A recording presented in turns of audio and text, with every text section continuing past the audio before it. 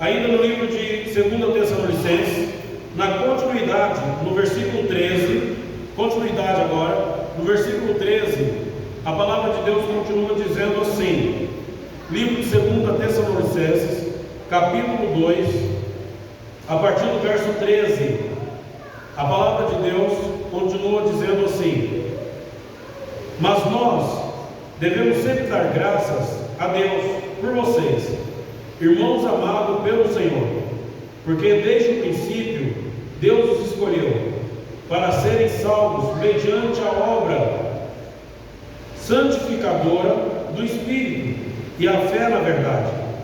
Ele os chamou para isso por meio do nosso Evangelho, a fim de tomarem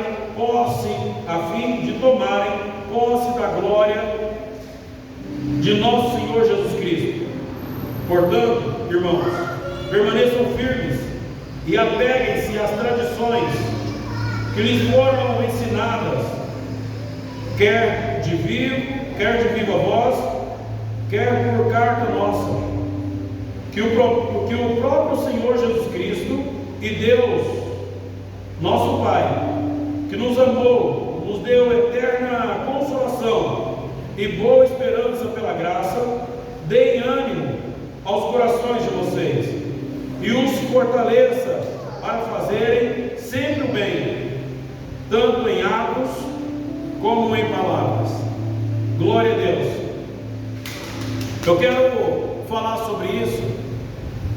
Nós lemos dois trechos do texto. A primeira parte que nós lemos fala sobre os últimos dias, ou as últimas horas, ou os últimos tempos. Nessa primeira parte que lemos, fala sobre o filho do pecado, ou o homem do pecado. Na verdade, aquele que se opõe contra as coisas de Deus. E a palavra de Deus falando de como ia ter essa movimentação, a palavra de Deus falando de como que ia ter essa movimentação nos últimos tempos. Quando ele fala sobre a questão de corações insensatos, quando ele fala sobre a questão de pessoas presunçosas, quando ele fala de questão de pessoas que estaria apostando na fé, ou levando para o lado da apostasia, não é diferente do tempo que nós estamos vivendo hoje. Eu acredito que a palavra que Deus, ou que Paulo ministrou naquele tempo, servia para esse tempo presente a qual nós estamos. Nós entendemos que muitas pessoas nos últimos tempos estão tendo dificuldade de compreender a voz de Deus. Muitas pessoas nos últimos tempos estão tendo dificuldade de entender o propósito do Senhor. Porque não tem a ver simplesmente com ouvir a voz de Deus, mas ouvir a voz de Deus e compreender ao ponto de obedecer. No livro de Deuteronômio, no capítulo 28, a palavra de Deus diz que toda sorte de bênção alcançaria o povo. Toda sorte de bênção alcançaria os filhos do povo de Israel. E Deus falou isso no sentido de que todo aquele que ouvisse a sua voz, todo aquele que guardasse a sua boa palavra e cumprisse, então todas as bênçãos o alcançariam. O que dá a entender que o nosso ouvido, ele é um portal de entrada para as bênçãos de Deus. O nosso ouvido é um portal de entrada para a bênção de Deus. Mas o cumprir, quando nós escutamos e quando nós cumprimos, aí nós estamos estabelecendo de fato o reino de Deus na nossa vida. A própria palavra de Deus diz que a fé vem pelo ouvir e ouvir a palavra de Deus, mostrando que quando nós ouvimos o Evangelho de Cristo, quando nós ouvimos a palavra da verdade, a nossa fé é colocada em ação. Mas se a nossa fé é colocada em ação para qual propósito? Se a nossa fé é colocada em ação para qual propósito? Porque a palavra de Deus diz que a fé é o firme fundamento das coisas que não se vê, mas que se espera. Agora, como que eu posso ter esperança num tempo a qual a opressão da humanidade cresce cada vez mais? Como que eu posso ter esperança quando a corrupção do gênero humano aumenta cada vez mais? Como eu posso ter esperança quando as coisas contribuem dizendo que não vale a pena? Como eu posso ter esperança quando tudo se que refere a Deus. Na onde nós lemos na primeira parte, diz que esse que assentaria sobre até mesmo um trono no santuário, ele ia se opor a tudo aquilo que se referia a Deus. Então nós entendemos que nas últimas horas, nos últimos tempos, haverá uma opressão maior para todo aquele que refere ao nome do Senhor, para todo aquele que invoca o nome do Senhor, para todo aquele que manifesta a glória de Deus. Mas quando nós entendemos e falamos sobre opressão, nós compreendemos também que dentro da nossa condição humana, nós somos limitados, não é verdade? Dentro da nossa condição humana nós somos limitados. Dentro da nossa condição humana, a gente não suporta muita dor. Dentro da nossa condição humana, a gente não suporta muita perseguição. Dentro da nossa condição humana, nós não suportamos muita opressão. Tanto que um dos meios mais usados para alguém confessar alguma coisa no regime militar, ainda era usado a tortura. Com Jesus foi assim. A palavra de Deus fala que eles bateram nele e falavam para ele: vai, confessa, diga que você é o rei. Eles usaram a opressão, eles usaram a tortura, mas contudo ele foi fiel até a morte naquilo que ele acreditava. A questão é que nos últimos tempos, com a opressão que nós temos vivido, com a perseguição que nós temos vivido, e quando eu falo de perseguição, eu nem falo no contexto humano, eu falo no contexto espiritual. No contexto espiritual nós sofremos uma opressão constante. A palavra de Deus fala que a batalha no final dos tempos ia intensificar. Então significa, nós estamos vivendo uma opressão constante, uma batalha constante. Mas se eu não compreender o tempo em que eu estou vivendo, se eu não compreender a hora em qual eu estou vivendo, o minuto a qual eu estou vivendo, eu vou compreender que as lutas que eu travo, que as lutas que eu vivo, tem a ver com a condição carnal. Eu vou compreender que as batalhas que eu enfrento têm a ver com as condições carnais. Mas a palavra de Deus fala de uma opressão espiritual. A palavra de Deus fala de uma provação no campo espiritual. E quando ele traz para a segunda parte do texto, onde eu acabei de ler, ele começa dizendo: mas nós devemos sempre dar graças a Deus por vocês, irmãos, pelo Senhor, porque desde o princípio, Deus os escolheu.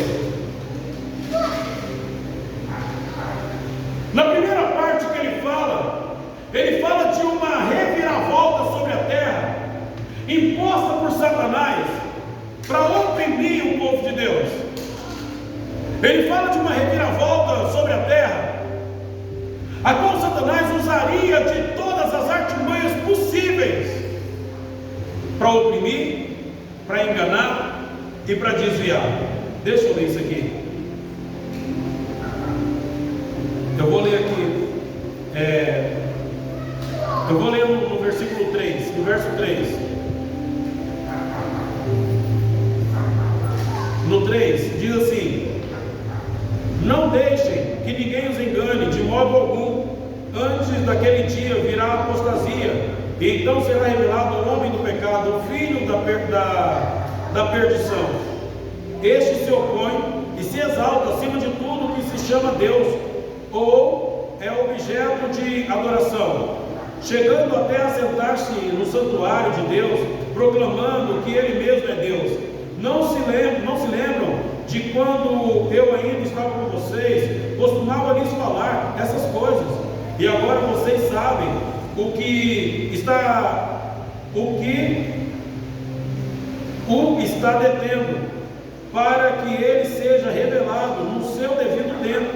A verdade é que o mistério da iniquidade já está em ação. A verdade é que o mistério da iniquidade já está em ação, restando apenas que seja afastado aquele que agora o detém. Então será revelado o perverso, a quem o Senhor Jesus o matará com um sopro de sua boca, e destruirá pela manifestação da sua vinda.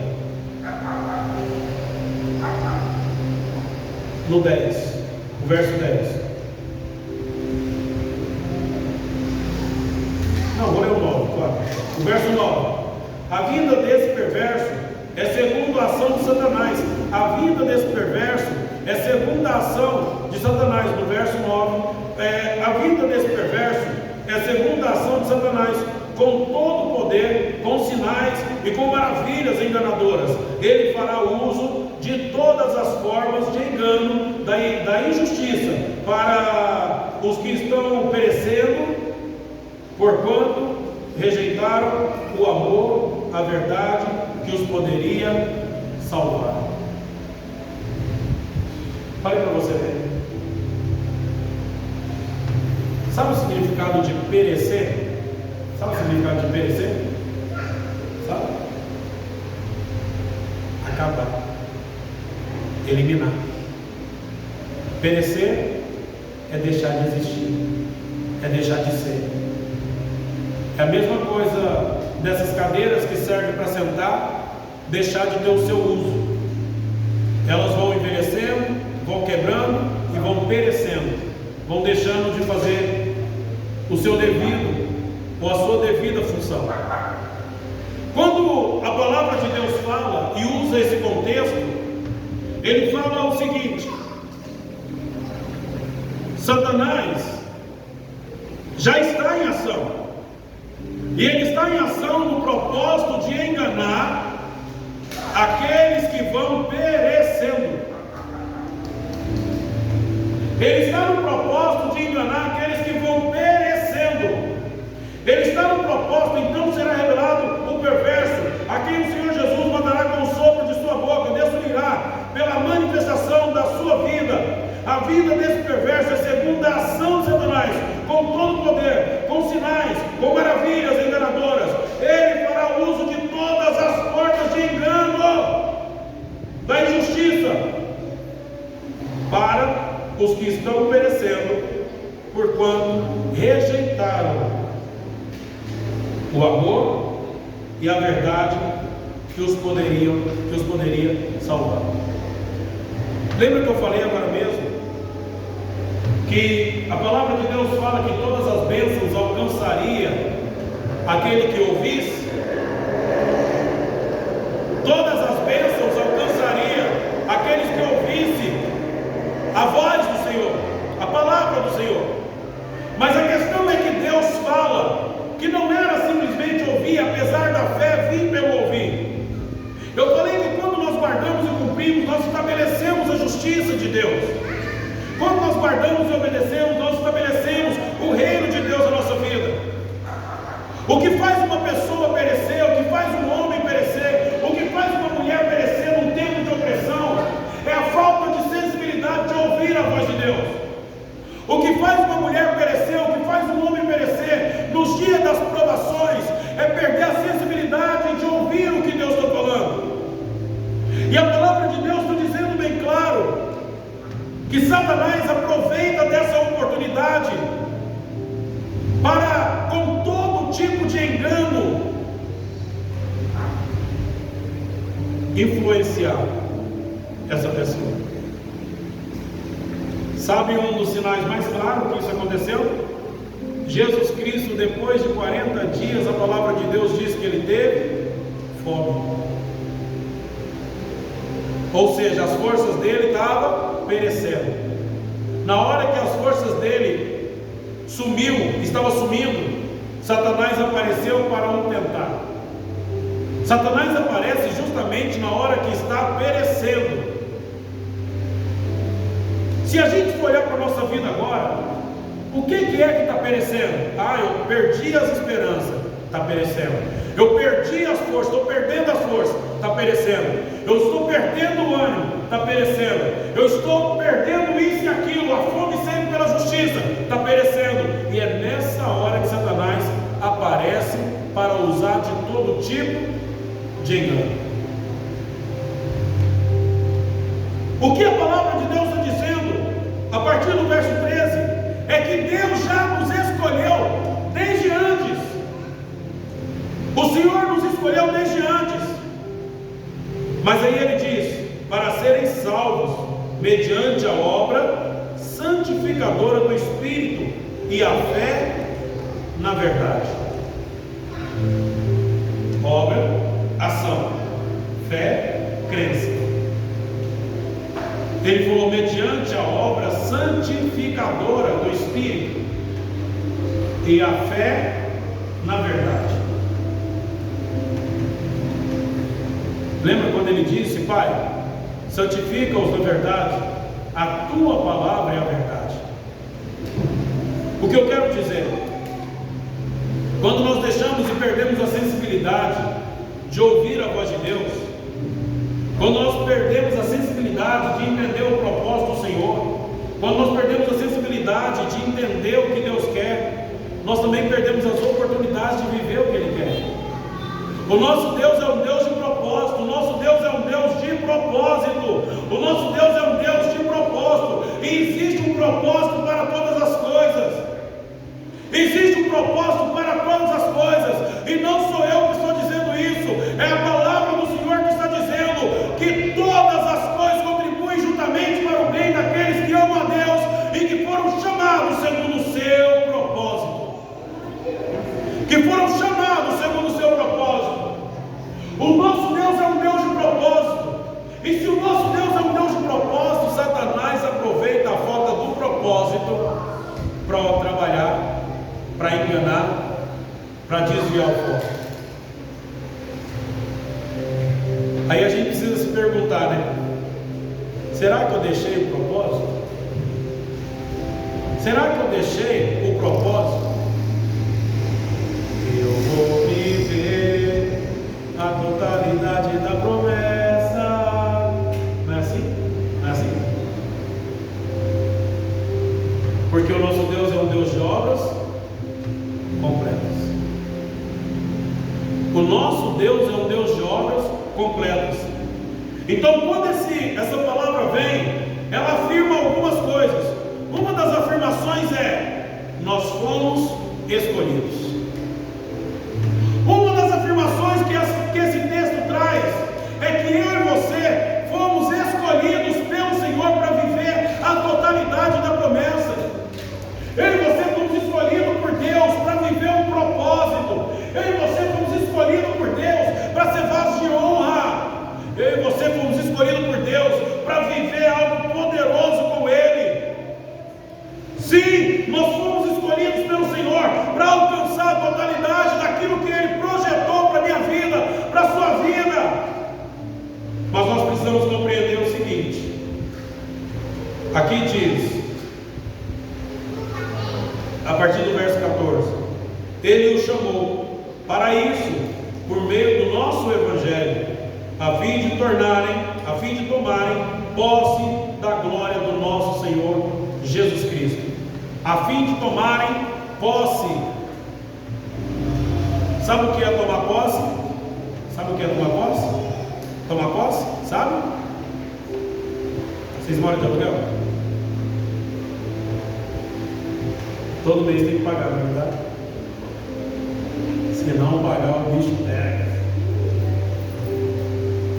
Tomar posse é quando por direito passa a ser seu. Vamos supor que vocês estão morando ali já faz um tempo e de repente o dono falece e nenhum parente vem procurar saber. Depois de 5 anos, usa o campeão. Depois de 5 anos, automaticamente, se vocês requerer aquilo na justiça, passa a ser de vocês. Vocês tomaram posse de algo que antes não era de vocês, mas por direito legal passou a ser. A palavra de Deus está dizendo assim: olha, Ele o chamou pelo Evangelho, pela palavra que parte de nós. Paulo falando, pelo Evangelho que parte de nós, para que vocês possam tomar posse,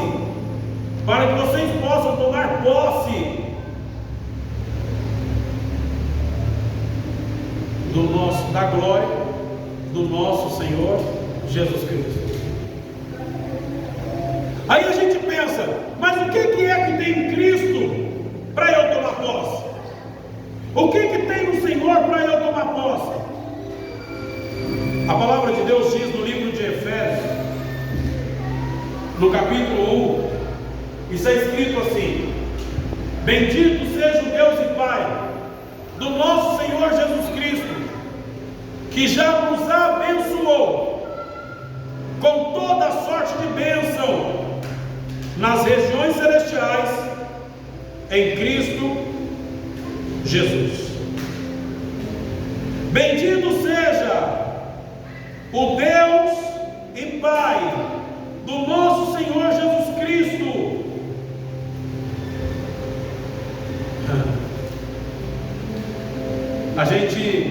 A gente pensa, eu vou tomar posse do quê? Deixa eu ler isso aqui para ficar bem explicado. Efésios capítulo 1, no verso 3, a partir do verso 3, diz assim a palavra de Deus: bendito seja o Deus e Pai do nosso Senhor Jesus Cristo, que nos abençoou com todas as bênçãos espirituais nas regiões celestiais em Cristo Jesus, porque Deus nos escolheu nele, Deus nos escolheu nele, antes da criação do mundo, para sermos santos, irrepreensíveis em sua presença. Em amor nos predestinou para sermos adotados como filhos por meio de Jesus Cristo, conforme o bom propósito da sua vontade. Conforme o bom propósito da sua vontade. A palavra de Deus está dizendo: nós glorificamos a Deus, nós exaltamos a Deus por vocês, porque vocês foram escolhidos. Vocês foram escolhidos, e quando fala de escolha, está falando de separação. No meio de muitos, Deus olhou para você e falou assim: eu vou escolher ela. No meio de muitos, Deus olhou para você e falou: eu vou escolher ele. No meio de muitos, Deus olhou e falou: eu vou separar ele para viver um propósito comigo. Para viver um propósito comigo. Mas aí a palavra de Deus fala: mas nós deveríamos entender a obra no Espírito e a fé na verdade. O que eu estou querendo dizer? No mundo opressor que nós vivemos, no mundo opressor a qual nós vivemos, só quem tem visão do propósito consegue se manter de pé. No mundo opressor que nós estamos vivendo, só quem tem visão e coração do propósito consegue se manter de pé. A palavra de Deus diz: nós deveríamos compreender, mediante as obras santificadoras do Espírito e a fé na verdade, Ele nos chamou para isso por meio do Evangelho, a fim de tomarem posse da glória do nosso Senhor Jesus Cristo. Eu vou tomar posse das bênçãos que há em Jesus Cristo. Eu vou tomar posse de toda a sorte de bênção que há em Jesus Cristo. Eu vou tomar posse de toda a sorte de bênção nas regiões celestiais que há em Jesus Cristo. Eu vou tomar posse da cura, eu vou tomar posse do milagre, eu vou tomar posse da transformação, eu vou tomar posse da libertação, eu vou tomar posse daquilo que eu acredito em Deus, eu vou tomar posse daquilo que o Senhor Jesus Cristo fez por mim. No livro de Isaías 53, a Bíblia fala sobre isso. Quem deu crédito à nossa pregação? E a quem se manifestou o braço do Senhor? Porque foi subindo perante uma terra seca, e perante uma terra seca, ele não tinha aparência, não tinha formosura, não tinha beleza que o atraísse ninguém.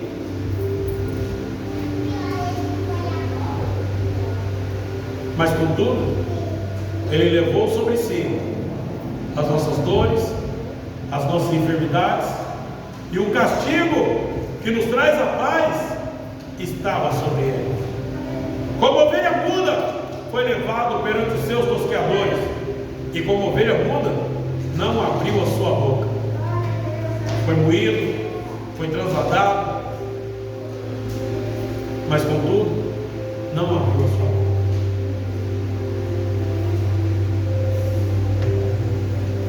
Se nós entendermos quem Cristo é, Cristo não é uma pessoa. Cristo não é uma pessoa, amém? Cristo não é uma pessoa. Apesar das pessoas entenderem e verem Cristo somente como uma pessoa, Cristo não é somente uma pessoa. Cristo é um lugar. Jesus é uma pessoa, mas Cristo não.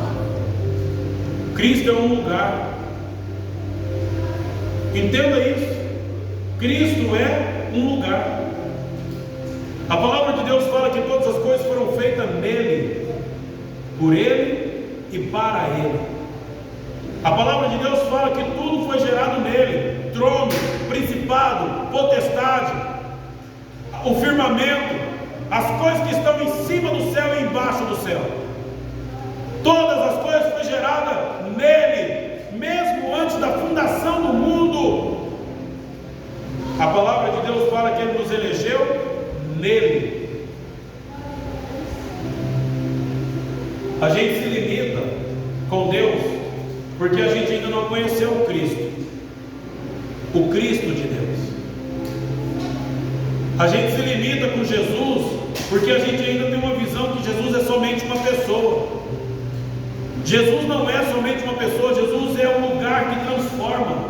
Jesus é um lugar que transforma história. Jesus é um lugar que transforma vida. Jesus é um lugar que dá condição da gente pegar o que é nosso e viver aquilo com prazer, com alegria no coração. Jesus é um lugar a qual nos dá a condição de ser muito maior do que essa condição miserável que nós vivemos como seres humanos.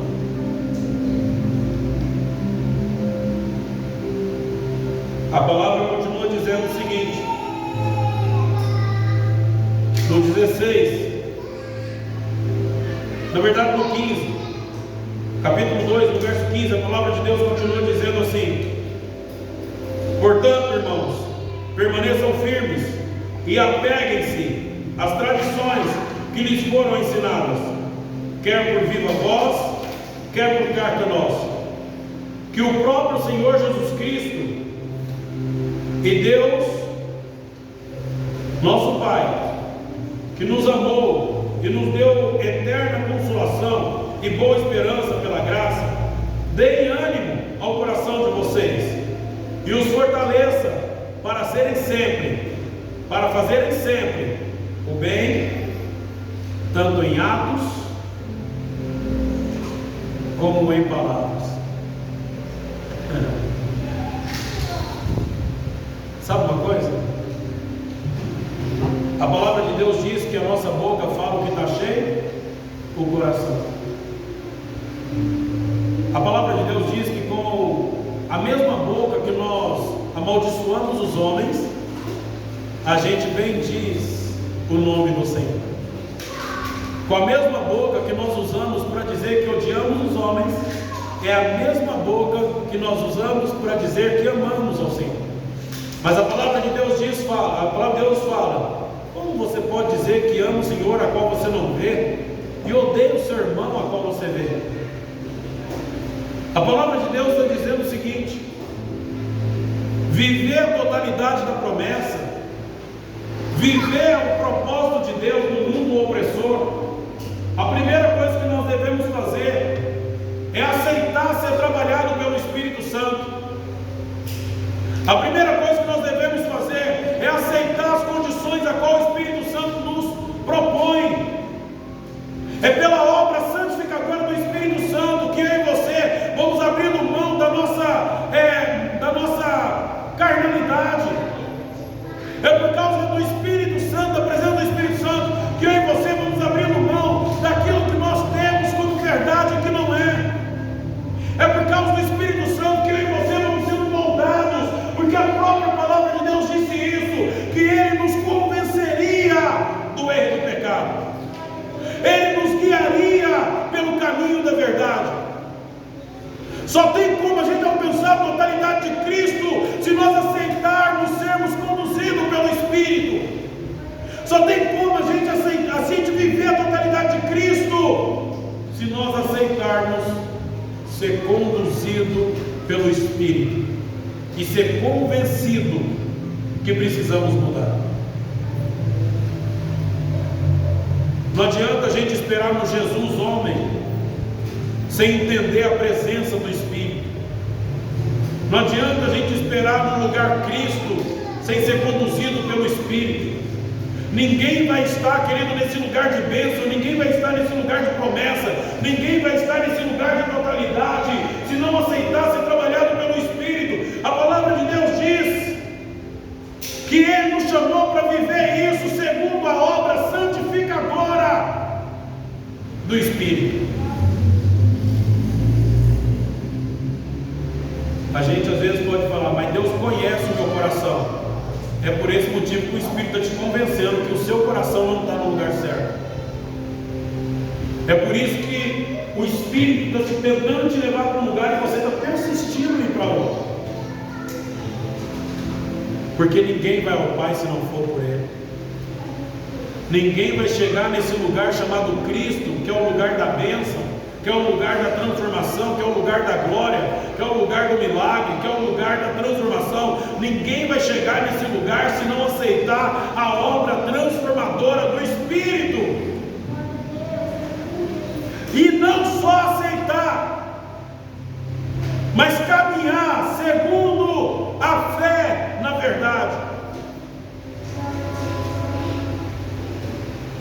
O meu coração precisa viver, aceitar e viver aquilo que Deus predestinou para mim, aquilo que Deus apontou para mim.